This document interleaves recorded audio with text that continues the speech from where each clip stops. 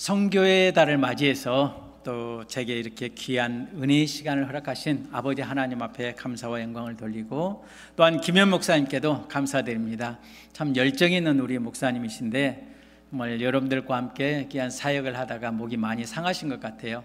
그런데 빠른 회복을 위해서 같이 기도하겠습니다. 저는 우리 밴쿠버 중앙교회가 소속된 미주 한인 장로교회 소속 서북미 노예 파송 선교사 김행수 목사입니다. 제가 사역하고 있는 지역은 이곳에서 밴쿠버에서 북쪽으로 한 200km 떨어져 있는 마운트 커리라는 지역입니다. 제가 거주하고 있는 곳이 펜버턴이고 제가 사역하는 곳은 마운트 커리입니다. 그 지역에 정말 많은 원주민 밴드가 있는데 보통 제가 지금까지 가보고 저기 한 지역 밴드가 한 7, 8개 됩니다. 근데 12개 있다는 소리 듣는데 어디가 들어있는지를 아직 저도 잘 모르겠어요. 굉장히 어떤 밴드는 굉장히 조금해서 한 100명 되는 밴드도 있고 때로는 200명 되는 밴드도 있대요. 그런데 그곳에 있는 젊은 사람들이 견디지를 못하고 다 밖으로 나오는 거예요. 특히 헤이스팅이나 또 밴쿠버 쪽에 또 조금 저기 한 곳에 나와서 사는 분들도 있고, 또 저희가 베이스로 삼고 있는 릴루왓이라는, 여러분들이 혹시 릴루엣이라는 말은 많이 들어보셨을 겁니다. 그런데 저희가 마운트 커리 지역은 릴루왓이라는 그 지역입니다. 그 지역은 굉장히 큽니다. 왜냐하면 제가 생각할 때 아마 조그마한 부족들에서 다 나오면 그 지역에서 이주해가지고 그 지역에 살지 않나 싶어요. 그래서 한 2200명이 됩니다. 저희 베이스로 삼고 있는 그 지역은. 그래서 굉장히 조금 크고 하는 그런 지역인데요. 우리 성도님들도 아마 그 지역에 많이 와보셨을 줄로 압니다. 왜냐하면 그 지역은 굳이 거기에 일부러 방문하지 않으셔도 위슬러를 지나서 릴루엣으로 넘어서 밴쿠버 쪽으로 이렇게 한 바퀴 뺑 도는 코스이기 때문에 아마 그 지역을 그냥 통과해서 오신 분들도 아마 많이 있을 줄로 압니다. 제가 한 번도 안 가봤을 때, 그때 우리 김현 목사님이 학교 다닐 때거든요. 우리 김현 목사님이 학교 가면서 시험 보면서 굉장히 스트레스를 받고 와서 저한테 했던 말이 있어요. 목사님 너무 힘들어서 그냥 차를 무작정 몰고 갔대요. 위슬러를 지나서 올라가니까 너무 좋더라고, 그런 이야기를 하더라고요. 그래서 저는 그 지역이 어딘지도 가보지도 않은 상태에서 처음에 그런 이야기를 들었었습니다. 그 정도로 그 지역은 거의 끝지역입니다. 그 이후로는 마을들이 없어요. 그 이제 아주 꼴짜기로 들어가는 길입니다. 거기서 밴쿠버로 나오려면은 99번 도로를 타고 릴루엣으로 넘어가는 길이 있고, 두 길이 더 있는데 그 길은 여러분들에게도 말씀드려도 모르실 거고, 그러나 그 두 길이 있는데 거의 사람들이 가지 않는 그런 길입니다. 그러니까 거의 끝이라고 보면 되겠습니다. 자, 여러분들, 제가 여러분들에게 두 가지 질문을 먼저 드리겠습니다. 뭐냐면은, 여러분들에게 있어서 선교는 무엇입니까? 그게 첫 번째 질문입니다. 두 번째 질문은, 여러분들이 생각하는 내 이웃은 누구입니까? 이 질문은 제가 여러분들에게도 드리지만은 제 자신도 스스로에게 많이 던졌던 질문이고, 제 자신도 많이 생각해 봤던 그런 질문입니다. 그래서 이 두 질문을 여러분들 스스로 한번 대답해 보세요. 말씀이 끝나기까지 스스로 대답해 보시고, 그 가운데서 여러분들이 스스로 해답을 찾으시기 바랍니다. 여러분들은 선교에 대해서 많은 생각을 가지고 계실 줄 압니다. 현재 선교를 하고 계신 분도 계실 것이고, 때로는 과거에 선교를 하고 은퇴하신 분도 계실 것이고, 때로는 여러분들이 내가 가지는 못하지만은 내가 보내는 선교로 해서 후원하신 분도 계실 것이고, 때로는 여러분들이 나는 그것도 부족하니 기도로서 여러분들이 하시는 분도 계실 것입니다. 그러면 어떤 선교가 참 선교일까요? 어떤 선교든 간에 저는 그 모든 것을 하나님이 받으실 줄로 믿습니다. 여러분들이 어떤 마음으로 무엇을 하든 하나님 앞에서 드린다면 그것은 하나님 앞에 소중하게 아름답게 이루어질 줄로 믿습니다. 오늘 본문 말씀은 우리가 너무도 잘 아는 말씀입니다. 교회 다니면서 한두 번쯤, 아니 수없이 들어봤을 말씀입니다. 하나님을 믿지 않는 사람이라 할지라도 이 선한 사마리아 사람의 비유는 다 알고 있습니다. 여러분들이 너무도 잘 아는 말씀이고, 또 오늘 본문 말씀을 읽으셨던 우리 전도사님이 읽으셨던 것처럼 여러분들이 알고 있기 까닭에 그걸 다시 하지 않겠습니다. 일부 때는 했는데 그걸 보고 제가 깜짝 놀랐어요. 시간 보면서. 그래서 제가 굉장히 당황했는데, 이번에는 그 본문을 읽지 않고 바로 이어서 말씀을 나누겠습니다.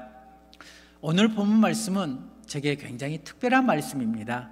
왜 특별하냐면은 2010년도 빅토리아 데이인데, 하나님이 저와 제 아내를 강하게 마음을 주관하셔서 저희가 지금 사역하고 있는 그 선교지로 부르셨습니다. 콜링을 하셨어요.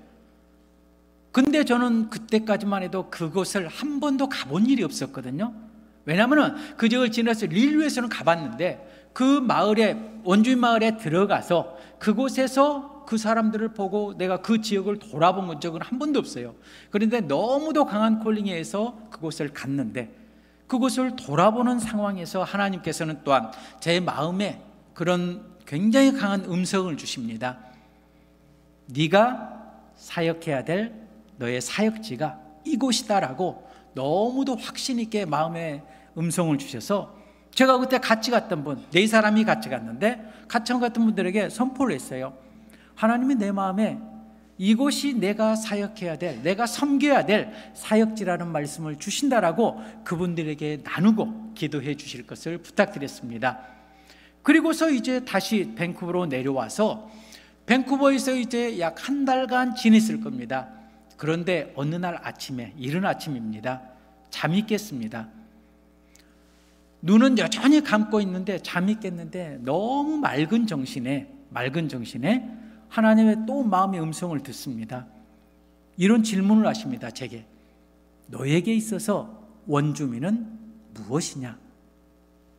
저는요, 그 순간 굉장히 당황하면서도 아무 말도 하지 못했습니다. 왜냐하면은 저는 지금까지 제가 선교를 위해서 기도는 계속 하고 있었지만은 원주민 선교를 구체적으로 기도해 보지 않았었기 때문에, 하나님이 그곳으로 나를 부르셨고, 또 그곳에서 하나님께서 네가 사역해야 될 곳이 이곳이다라고 말씀하셔서 저는 주저함도 없이 아멘했습니다.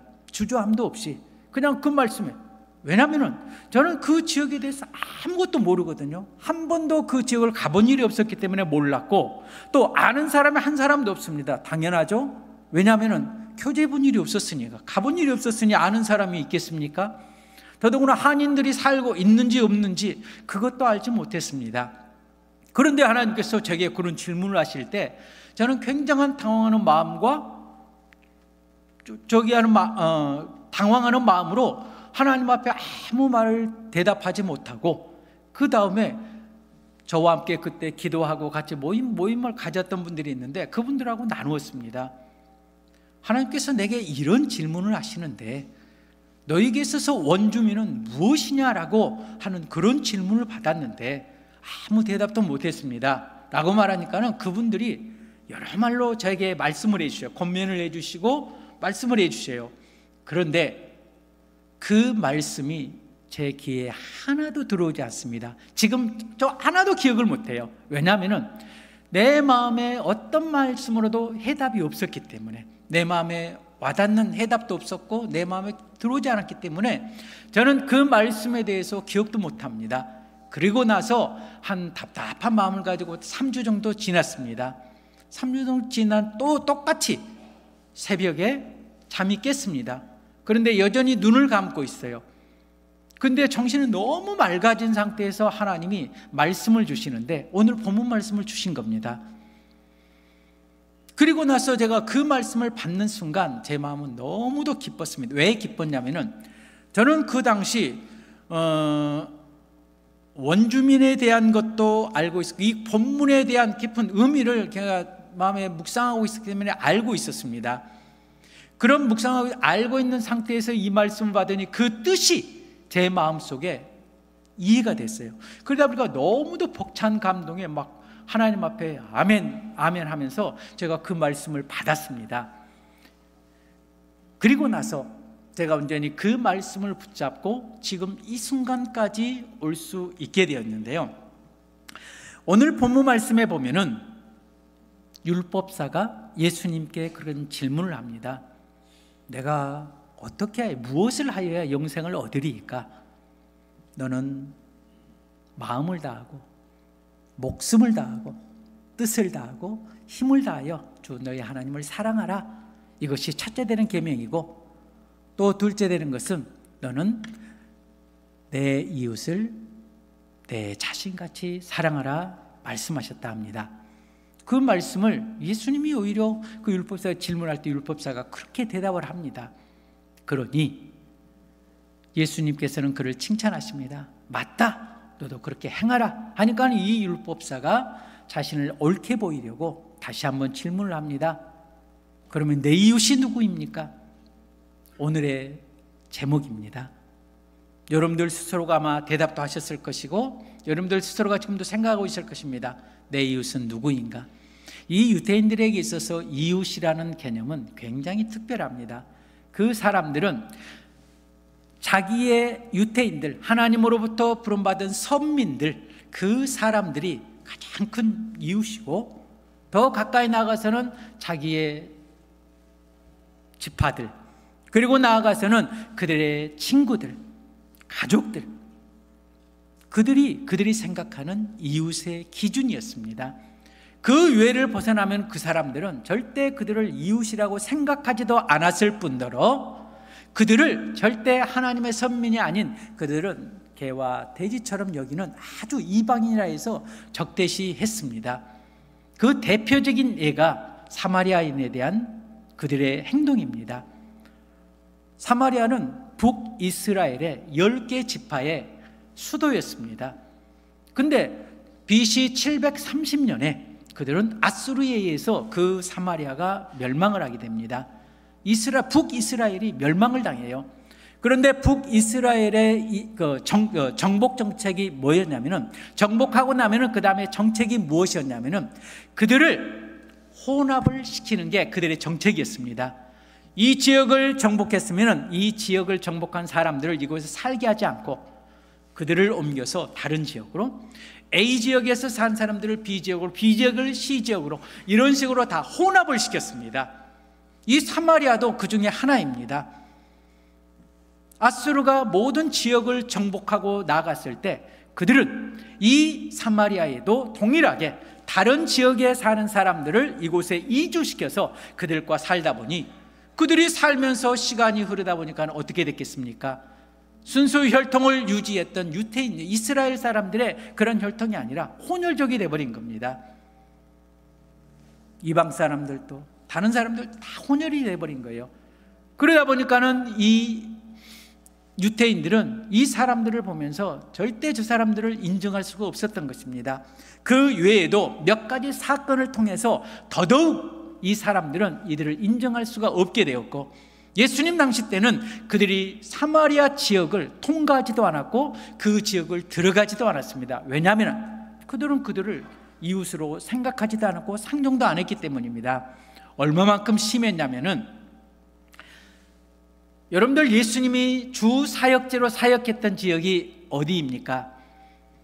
나사렛에서 가버나움, 갈릴리를 끼고 그 호수가 있는 가버나움 지역이 예수님께서 사역하셨던 주 사역지입니다.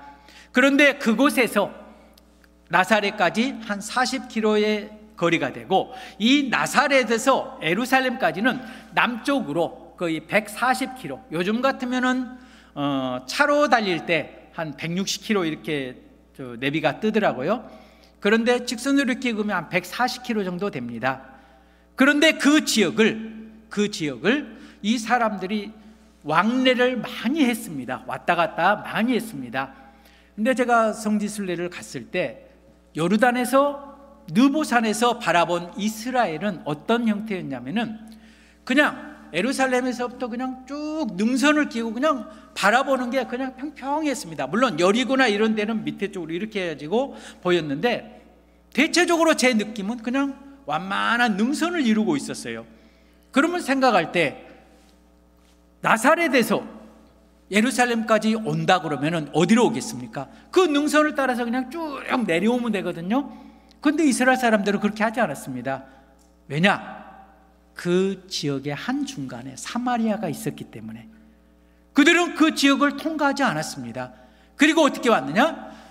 나사렛에서 이쪽 요단강 쪽으로 내려와서 요단강을 끼고 쭉 내려와서 여리고에서 그리고 그 예루살렘으로 올라간 겁니다. 모든 제사장들도 레인들도 또한 이스라엘 사람들이 하나님 앞에 예배드리러 예루살렘에 갈 때도 그들은 동일한 길을 이용했어요. 왜? 사마리아라는 지역을 통과하지 않으려고. 그러니까 예수님께서 사마리아에 들어가셨을 때 제자들이 묻습니다. 아니 왜 굳이 이 길로 가느냐고. 제자도 의아했을 것입니다. 그때 우물물을 길을 얻던 그 여인도 예수님께 그렇게 말합니다. 당신네 유대인은 이 길을 지나지 않지 않느냐, 그런데 왜 왔느냐 라고 오히려 예수님께 질문을 합니다. 그 정도로 유대인들에게 있어서 이 사마리아 지역은 굉장히 가지도 들어가지도 사귀지도 않는 그러한 사람들이었습니다. 그런데 그들이 유대인이 생각하는 이웃일까요? 절대로 될 수가 없습니다. 그 사람들을 향해서 예수님께서는 사마리아 사람의 비유를 들면서 그 주인공에 사마리아 사람을 다 갖다 놓습니다. 그러니 이 사람들이 생각할 때 이해도 안 됐을 것입니다. 그렇잖아요? 왜냐하면 자기들은 도저히 이웃이라고 상상도 못했는데 사마리아 사람을 비유를 들어서 사마리아 사람이 선을 행하고 사마리아 사람이 그 일의 중심에 있었다는 거예요. 이 율법사의 질문이 무엇이었다고 그랬죠? 내 이웃이 누구입니까? 내 이웃이 누구냐고 물어봤는데 사마리아 사람을 갖다 놓고 사마리아 사람의 비유를 하고 있는 것입니다. 그러니까는 그 대답이 무엇이었습니까? 예수님께서는 오히려 그 사람의 질문에 역으로 질문을 하십니다. 그렇다고 한다면은 이 강도 만난 자의 이웃은 누구겠느냐? 율법사의 질문은 내 이웃은 누구입니까? 율법사의 기준은 이웃의 기준이 나였거든요. 내 이웃이 누구인가를 생각하면서 그 예수님께 여쭈었는데 예수님의 답은 오히려 정반대로 너의 이웃이 아니라 그 강도 만난 자의 이웃이 누구겠냐라고 질문하시는 겁니다. 제사장도 그것을 지나갑니다. 레인도 그것을 지나갑니다. 그리고 사마리아 사람도 그것을 지나갑니다. 그런데 이 세 사람 중에 오직 그 강도 만난 자를 돌아본 사람은 사마리아 사람뿐이었던 것입니다. 그런데 그의 대답은 무엇입니까? 사마리아 사람이라고 안 해요. 자비를 베푼 자니이다. 사마리아라는 그 말조차 하기 싫은 것입니다. 그처럼 이 사람들은 철저하게 자기 기준에서 나와 가까운 사람, 나와 친한 사람, 내 부족, 내 지파, 그리고 더 나아가서 우리 하나님의 선택을 받은 선민이 된 유대인들만이 그들의 이웃이었던 것입니다.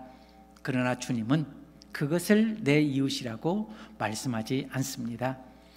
저는 이 말씀을 깨어나서 받고 나서 너무 기뻤던 게 정말 온전히 원주민들의 삶을 한번 다시 돌아봤습니다.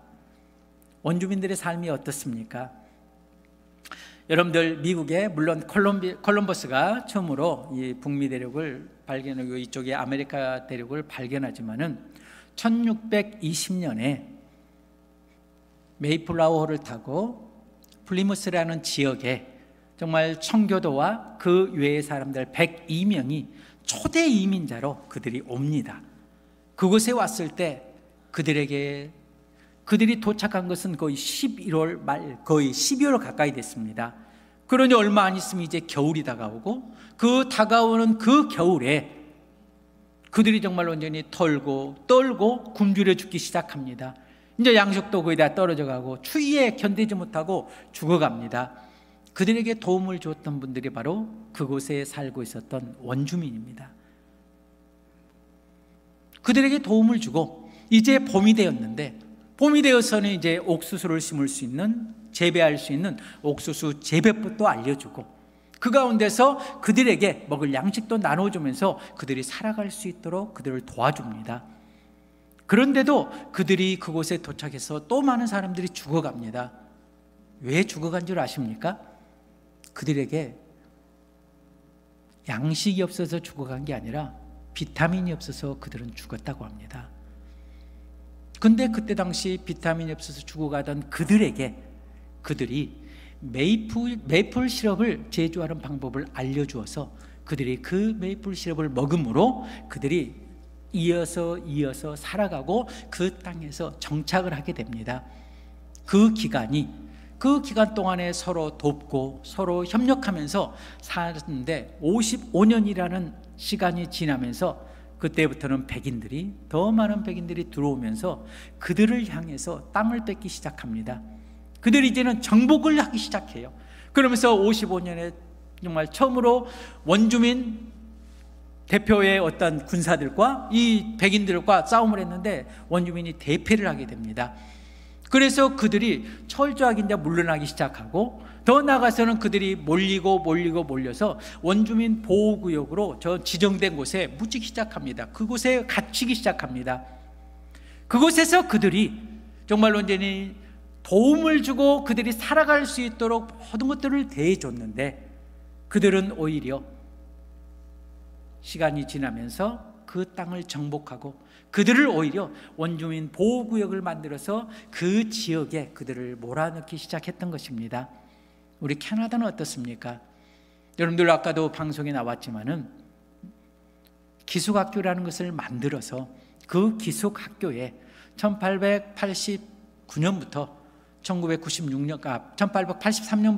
1996년까지 약 15만 명의 어린아이들을 5살부터 16세 되는 그 어린아이들을 그곳에 기숙학교에 집어넣고 엄마로부터 5살까지 살면서 배워왔던 그들만의 토속 언어, 토속 신앙, 토속 문화를 대하면은 매질을 하면서 그것을 못하게 하고 오직 영어를 쓰게 하고 그리고 나서 그들에게 가혹한 행위를 통해서 그들을 핍박하기 시작했던 것입니다. 그리고 나서 우리가 얼마 안 된 이 캡롭스 지역에 우리가 알 수 있었지 않습니까? 수많은 어린아이의 시체 뼈가 225구의 그 시체 어린아이의 무덤이 있는 것을 발견하고 굉장히 시끄러운 이슈가 되었지 않습니까? 그걸 통해서 총리도 교황도 사과하고 그것을 했었습니다. 그런데 그것으로 끝났으면 좋은데 그 사람들이 당했던 그 많은 것들을 그 사람들이 돌아와서 그 후유증에 인해서 정상적인 생활을 할 수가 없었던 것입니다. 제가 알고 있는 분들도 지금 그곳 기숙학교에서 다녔었고 저기 한 분도 있고 또 돌아가신 분도 있고 그렇게 하는데 그분들이 그렇게 백인들에게 그를 앞장섰던 가톨릭 성당에서 그 일을 추진하고 그 일을 해나갔고 또한 성공의 교회도 그 일을 도왔던 것을 우리가 알 수 있습니다. 그 일들을 당했던 그들의 마음속에는 더더구나 백인들을 너무 싫어합니다.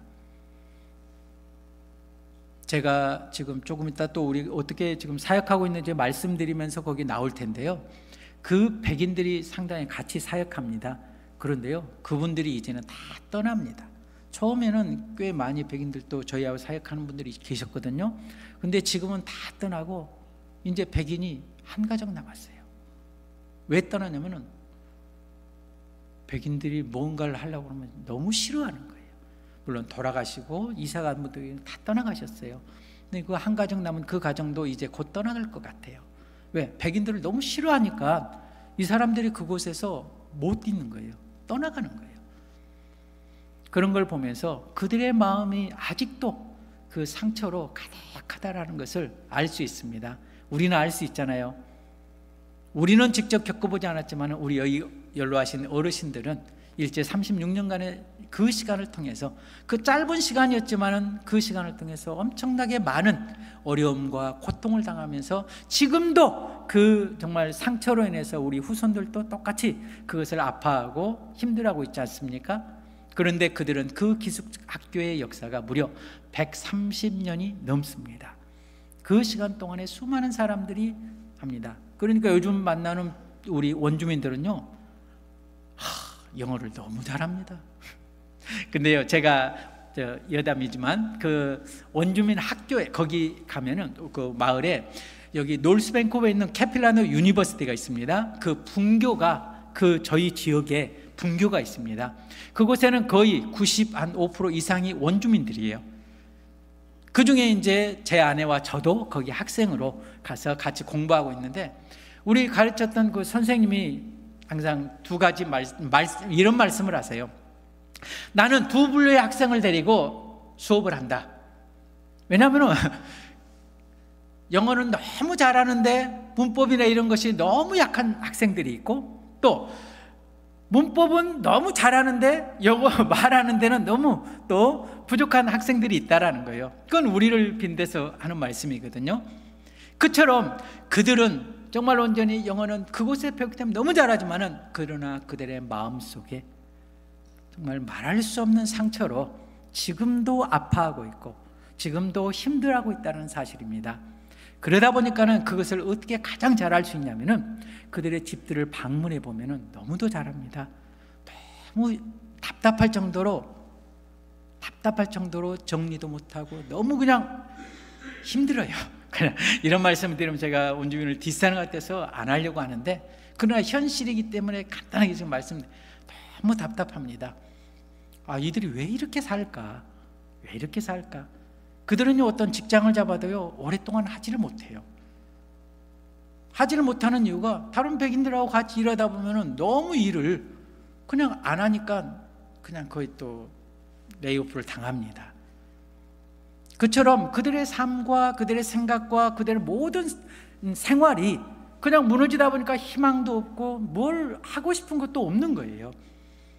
그러다 보니 그들에게 있어서 정말 온전히 그들의 백인들을 바라보는 삶도, 또한 그들이 교회를 바라보는 것도 쉽지 않다는 것입니다.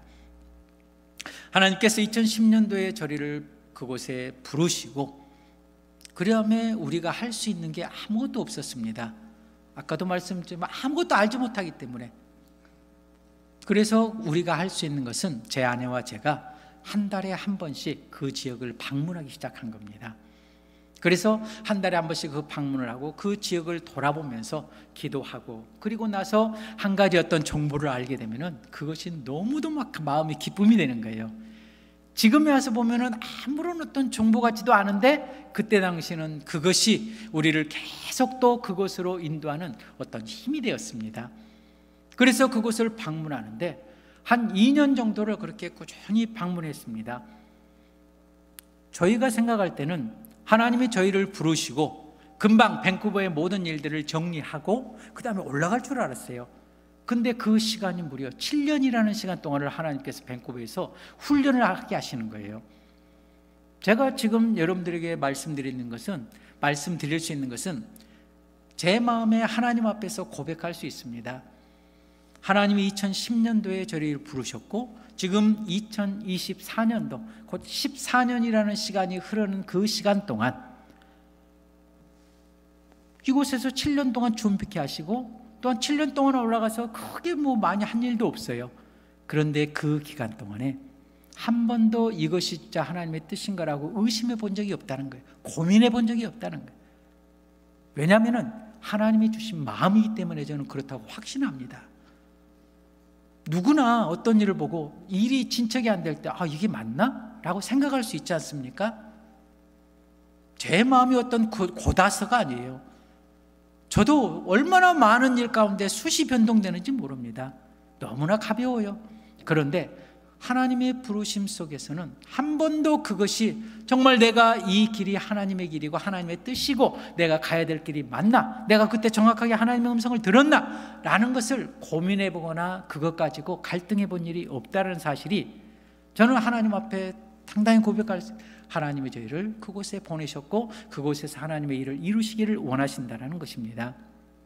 2년쯤 됐습니다. 저희가 그곳에 가기 시작한 지 2년쯤 됐는데 어느 날 제 아내하고 그곳에, 한겨울에는 우리가 그곳을 방문하지 못하거든요. 왜냐하면 눈이 너무 많이 오기 때문에, 우리가 스노우 타이어도 없고 하기 때문에 한겨울에는 가지 못하고, 한 3월 말 4월 달쯤 돼서 스노우 타이어가 필요 없을 때 우리가 그곳을 또 방문했습니다. 그런데 그 방문했는데 깜짝 놀랐어요. 왜냐하면 그곳에 그동안 보지 못했던 원주민 마을 입구에 교회가 생긴 겁니다. 그런데 그 교회가, 우리가 이제 너무 놀래가지고 여기에 언제 교회가 있었느냐고 라고 하면서 제 아내하고 제가 들어가 봤어요. 그랬더니 그곳에서 여러 민족이 멀티컬처로 예배를 드리고 있는 겁니다. 그곳에서 예배 드리는 사람들은 선교사를, 텍사스에서 선교사를 마치고 그곳으로 은퇴 후 돌아오신 백인 노 부부가 계셨고요, 또 남아공에서 의사를 하는 중국계 의사분 부부와 가족이 있었습니다. 그리고 필리핀어 가정들도 한 두세 가정 있었고, 또 그곳에 캐네디 현지 살고 있는 캐네디언들 가정 몇 가정이 있었습니다. 그들이 그곳 와서 그들이 정말 함께 모여서 예배하고 함께 한다라는 거예요. 그리고 나서 그들과 대화하는 중에 제가 알게 된 것은, 그들도 동일하게 처음은 집에서 같이 예배 드리면서 했는데 그 시기가 저희를 부르신 그 시기하고 엇비슷하게 맞았다는 거예요. 그래서 더 확신을 가지고, 하나님께서 이분들을 우리를 위해서 준비하셨구나, 우리와 함께 사역하기를 위해서 우리를 위해서 준비하셨구나라고 제가 그 마음에 너무 감사함으로 들어봤습니다. 그리고 나서 이제 저희가 7년이 지난 다음에 2017년도 또 5월달 15일날 저희가 그곳에 이사를 갔습니다. 그곳에 이사를 가서 그곳에서 사역을 시작하게 되는데, 그곳에서 저희가 하는 많은 사역들 중에 저희가 3가지 사역을 생각해 볼 수 있습니다. 그런데 제가 아까 제가 다른 말씀 드리다가 저기 했는데, 제가 이 원주민들을 바라볼 때 이들이야말로 강도 만난 자들이다, 강도 만난 자들이다. 이것이 깨달아질 때 하나님의 감동은 제게 말할 수 없는 크게 다가왔었습니다. 그리고 나서 제가 그곳에 올라간 지 7년이 되었고, 제가 하나님 앞에 기도하는 것 중에 가장 중요하게 기도하고 크게 기도하고 하는 기도 제목이 있습니다. 그게 무엇이냐면은, 하나님이 저희를 이곳에 보내셔서 왔는데 절대 저희가 앞서지 않게 도와주세요. 내가 뭔가를, 내 열정을 가지고, 내 꿈을 가지고, 내 비전을 가지고 뭔가를 하지 않게 도와주세요라고 제가 항상 기도하는 제목이고, 제가 가장 크게 비중을 두고 기도하는 제목입니다. 그러다 보니까는 그곳에서 하나님이 하시는 일들만 저는 따라갔습니다. 그리고 나서 하나 그 순간 주어지는 대로 순종했고, 주어지는 대로 순종했고, 그러다 보니까는 저희가 그곳에 올라가 있는 것을 아는 사람 별로 많지 않아요. 가까이 있는 지인들은 저희와 교제하면서 알죠. 그런데 누구한테도 이런 걸 막 이야기하지 않았기 때문에 모릅니다. 그러나 저희는 저희의 길을 하나님이 인도하시는 대로 한 걸음 한 걸음 한 걸음 나왔는데, 하나님이 저희를 그곳에 이사하고 나서 아무런 음성이 없으신 거예요. 주관도 없으신 거예요. 그런데 작년에 2023년도에 비로소 하나님이 또 제 마음에 강하게 주관하신 3가지의 비전을 딱 주십니다. 그것이 제가 그곳에서 지금 하고 있고 또 준비하고 있고 앞으로 이루어야 될 그 3가지 프로젝트입니다. 그것이 무엇이냐면은, 첫 번째로는 새싹 프로젝트입니다. 이 새싹 프로젝트는 뭐냐면은, 어린 아이들, 제가 어른들 상대 많이 해보고 하지만은 그 어른들한테는 웬만큼 말이 들어가지가 않아요. 제 언어가 짧은 것도 있지만은 그들은 별로 받아들이려고 하지 않아요. 그래서 교회를 한두 번 왔다가도 안 나와요. 그런데 하나님께서 제 마음에 주시는 것은 어린 아이들에 대한 마음을 주신 거예요. 아이들은 뭔가를 가르쳐주면은 그것에 대해서 받아들이고 그것을 그들이 습득을 하는 거예요. 그래서 그 한 가지 사역으로 우리가 어린 아이들을 데려다가 썬데이 스쿨을 하고, 그리고 그들에게 간식도 먹이고 액티비티도 하고, 그리고 다시 또 데려다 주는 사역을 했는데, 저희가 처음에 시작하고 조금 있으니까 한 30여 명까지 됐습니다. 차를 가지고 온 성도가 각자 차를 가지고 흩어져요. 그래가지고 다 데려다가 그곳에서 이제 아이들과 함께 예배드리고 또 데려다 주는 사역을 코비드 전까지는 그렇게 매주 했었습니다. 그런데 코비드가 터지면서 그 지역 자체를 폐쇄를 해버린 거예요. 못 들어오게. 그러다 보니까는 자연스럽게 썬데이 스쿨이 멈춰지게 되고 하지 못했습니다. 그리고 나서 작년에 다시 하나님이 문을 열어주셔서 다시 이제 썬데이 스쿨을 하기 시작하는데, 그 썬데이 스쿨을 통해서 아이들이요 얼마나 좋아하는지 몰라요. 왜? 집에만 있으면 너무 답답하거든요. 그 아이들이 어떤 집에는 아이들이 7명이에요. 자기들끼리 그냥 버글버글 하면서 먹을 것도 없는 데다가 그들이 그냥 막 좁은 집에서 막 버글버글 얼마나 답답하겠어요. 근데 우리가 데리러 가면 막 우르르 몰려 나옵니다. 왜? 반가우니까. 코비드 전에 그렇게 와서 그 아이들이 했던 것들을 아이들이 기억하기 때문에, 그때 당시 처음에 시작했을 때 아이들이 막 태어났고 2살, 3살 되던 애도 왔어요. 발은 시커매가지고 막 거의 막 그냥 기저귀만 차고 막 따라오는 거예요. 형들 따라서. 그렇게 왔던 아이들이 지금은 초등학교 2학년, 3학년 그렇게 커가지고 제가 가면 제일 먼저 그들이 나와요. 그 애들이. 그래서 걔들을 데리고 다시 시작을 하고 있습니다. 그러나 지금은 매주 하지 못하고 한 달에 한 번 하고 있지만은 이것이 매주 될 수 있도록 여러분들 생각날 때마다 기도해 주시기 부탁드립니다. 이것이 저희가 하고 있는, 근데 기도해 달라는데 대답을 전혀 안 하시네요. 기도 부탁드립니다. 예, 왜냐하면 이 사역은 미래에 대한 사역이거든요. 왜냐하면 이 사역이 없이 우리가 어른들만 상대하면 어른들은 상처로 인해서 그 고통받았던 것들로 인해서 여전히 상대하기 쉽지 않은 그런 분들이기 때문에, 어린아이들은 그러나 그렇지 않습니다. 가르쳐주면 가르쳐준 대로, 그들에게 배우면 배운 대로 그들이 또 따라서 해요. 그러다 보니까는 우리가 이 새싹 프로젝트에 굉장한 저는 비전을 가지고 꿈을 가지고 해나가고 있습니다. 두 번째로 준비하고 있는 게 뭐냐면, 이건 준비하는 사역입니다. 쉼터 프로젝트입니다. 이것은 유스나 청소년들을 상대로 해서 우리가 지금 준비하고 있습니다. 청소년들이 이제 주일학교 엘레멘터리를 마치고 나면은 이 아이들이 이제는 그 예배도 안 나와요. 그런데 이 유스 청소년들을 상대로 해서 이렇게 예배를 드리고 할 수 있는 그런 공간이 또 필요하다라는 생각을 합니다. 그들에게 예배뿐 아니라 그들이 정말 온전히 자기들끼리 모이잖아요. 부모들이 부재된 곳들이 많기 때문에 때로는 일하러 가고 하니까 애들만 있고 하다 보니까 자기들끼리 모여서 그 모인 곳을 슬쩍 이렇게 느끼면은 참 쉽지 않습니다. 그곳에서 아이들이 벌써 술을 배우고 담배도 배우고 약도 배우는 그런 상황들을 심심치 않게 보게 됩니다. 그 아이들이 갈 곳이 없어요.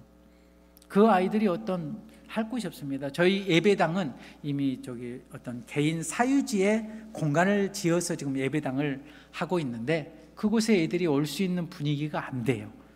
그러다 보니까는 그 쉼터를 통해서 자기들이 어떤 고민이 있어도 말을 못하고 그것 때문에 때로는 힘들어하고 갈 곳이 없어서 결국 또 친구들하고 만나서 그런 생활들을 하고 있는 것들을 보면서 제 어릴 적 생각도 나고, 우리 어렸을 때 교회는 안 다녔지만 그곳을 통해서 정말 친구들을 만나고 찬양하고 예배하고 기도하고 그러면서 정말 온전히 하나님을 아는 믿음이 생기고, 그로 인해서 지금 목사로 하나님 앞에 나가고 있는데 그들에게도 그런 장소가 있었으면 좋겠다라는 게 제 마음이어서 그들에게 그런 쉼터 프로젝트를 준비하고 있습니다. 세 번째로는 가장 집중적으로 지금 진행하고 있고 또 앞으로도 더 할 건데, 이건 옹달샘 프로젝트입니다. 옹달샘 프로젝트라는 것은 여러분들 생소하시겠지만, 옹달샘은 어떤 샘입니까? 산속 깊은 곳에 많은 물은 안 나오지만 아무리 가물어도 쉼없이 흘러나오는 그곳이 바로 옹달샘입니다. 그런데 그 옹달샘 프로젝트를 통해서 저희가 하고 있는 사역이 무엇이냐면 비즈니스 사역입니다. 그 사역을 통해서 선교회가 자체내로 운영될 수 있도록, 재정에 어떠한 재정 후원 없이도 자체로 운영될 수 있도록 하는 게 첫째 목적이고, 둘째로는 그 일자리를 통해서 정말 많은 원주민 아이들에게도 일 가르치고 자립할 수 있는 어떠한 길을 그들에게 제공하고자 하는 것입니다. 그런 것을 계획하다 보니까 세 가지의 사역이 있는데, 뭐 두 가지는 다음에 여러분들이 말씀드릴 게 있으면 하겠지만은, 한 가지가 무엇이냐면은 자연산 송이입니다. 그 지역이 송이가 참 많이 나오는 지역 중에 한 곳입니다. 우리 아까 오장로님도 그곳에 몇 번 오셔서 송이도 따고 하셨다는데, 우리 밴쿠버 중앙교회 성도님들 중에 집사님들도 그렇고 권사님들도 그렇고 방문하신 분들이 많습니다. 저는 지금 기억을 못해도 아마 저를 알고 저도 왔습니다 라고 하신 분들도 계실 줄로 압니다. 밴쿠버 중앙교회 성도님들도 많이 왔었거든요. 그 정도로 그 지역이 송이가 많이 나오는데, 송이가 조금 나올 때는 가격을 어느 정도 그 사람들이 받아요. 그런데 많이 나오게 되면 가격이 완전히 다운이 돼가지고 후리쳐버립니다. 그러다 보니까 많이 따와도 별 저희가 없어요. 그래서 제가 우리 형제, 그 형제는 몸이 조금 불편해서 어디 직장도 못 들어가요. 그래서 그 형제를 데리고 같이 그 송이 스테이션을 시작하게 됐습니다.